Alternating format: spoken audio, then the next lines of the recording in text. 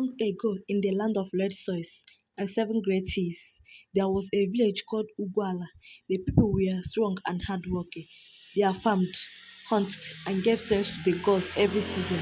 At the top of the highest hills stood a sacred shrine, Anioma, the shrine of the earth goddess. It was said that the hills was alive. They listened, they watched, and they protected the village. No one was allowed to lie on the hills. No one was allowed to take more than they needed. And once every 7 years, the village would send a gift to the hills yams, kola nuts, and the blood of a white goat. One day, a woman named Nwakego gave birth to a boy. His name was Obieze. He was not like other children. On his back were seven small lines shaped like his. At first, people thought they were birthmark, but the old seer, Mamozo, looked at the baby and whispered, "This child is choosing." As Obieze grew, strange things happened. When he cried, the wind blew. When he laughed, flowers bloomed. He could speak with animals. He could walk into rivers and call earth dry. Bird would follow him. Snake even bowed before him. At just 5 years old, he took his mother. I heard the hiss. They called me in my dreams. The elders feared him. The people respected him. But the rich men in the village hated him. They said, "Why should a small boy have so much power?" The chief priest, Ubefi Nadoze, became jealous. He went to the shrine and asked the goddess, "Why have you chosen a child?" But the shrine was silent.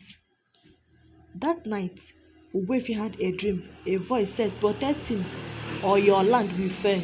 He woke up shaking. After 10 years old, Obieze climbed the tallest hill. No one had ever done that. The wind roared, but they stood firm. When he came down, his eyes were different. He no longer prayed, he no longer smiled. He called a meeting of all the villagers. They are gathered in the square. Obieze said, "The hills are angry. You take too much. You need longer give thanks. You cut trees and poison rivers. The earth goddess is watching." Many laughed, some listened. But the rich men shouted, "Who is this child to warm us? He must be stopped." Obieze turned to them and said, "Come, if I die, this land will die with me." That night, the rich men and Ogbuefi planned to kill the boy. They sent men with knives into his mother's hut. But when they entered, they saw only feathers. The hut had turned into bed and fly away. Obieze had disappeared. The next morning, the sun refused to rise. Darkness covered Ugwala. Animal howled, crops. Then from the hills came a great voice like thunder. "You have spilled the blood of trust. The child was your gift. Now take your cost." The ground shook. The hills broke fire and water poured from the earth. Within 1 hour, the entire village of Ugwala soaked into the earth. Only ashes remained.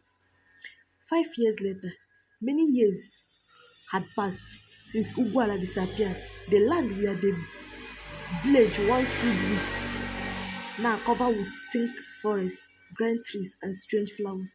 No one dared to step into that place. The nearby village called it Alanso, the Forbidden Land. But in a farewell village named Opata, a young girl named Nenna gave birth to a baby boy. She was just 16 years and she had never been with a man. Her parents were shocked. The elders questioned her, but Nenna cried and said, "I don't know how this happened. He just came to me in my dream from the hills." The midwife who delivered the baby screamed when she saw his back. 7 lines, clear and dark, the same mark. People remember the stories.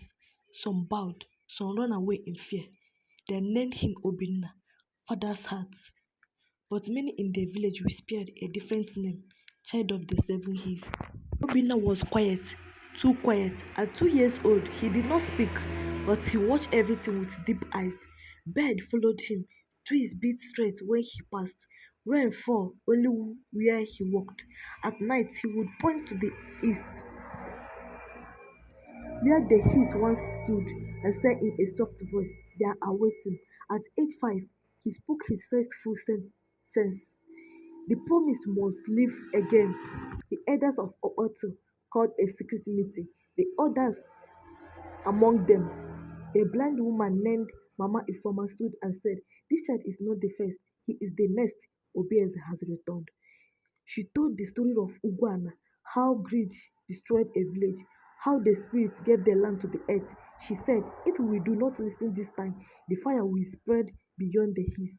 This time it will burn the world." War spread across many villages, from Ubuku to Osoka, from Enugu to Ehi Amefe. Elders came to see the child. They brought gifts, they brought stories. All had the same message. We believe. They bought a shrine in the forest. They named it Obieze, the river of Obieze. A prophetess was chosen to guide the child, but Obinna refused to stay in the shrine. He said, "I was not born to sit, I was born to walk." So Obinna began a journey across the land. He healed a sick king with only a touch. He made dry wells born with clean water. He climbed with animals, but everywhere he went, he also warned. Honor the land, the hills are watching. Do not break the promises again. In a rich town called Ndo Owo, the people laughed at Obinna. They said, "We have schools, we have bank. What do we need with his and spirits?" They cut down sacred trees. They built factories near the rivers. They mocked the priest and poured oil into the water. Obinna stood at the center of the market and said, "You were warmed. Now you will be. Remember for your foolishness." That night the shrine turned red. Rain fall like fire. The rivers overflow and swallow the root and the road. The mountains that had never moved in shock and crack open. By morning, Ndiowo was no more. Only a single tree remained, standing in the shape of a man kneeling. Obinna returned to Oboto. He was now 12, but he looked like a grown man. His hair was white, his eye like moonlight. He spoke to the people one last time. Let the seven promise be made again. This time, not just in one village, every land, from mountain to sea. The people asked, "What are the promises?" He said, "Respect the land, do not poison it. Honor your ancestors, do not forget their ways. Speak the truth, even when it is hard. Feed the hungry."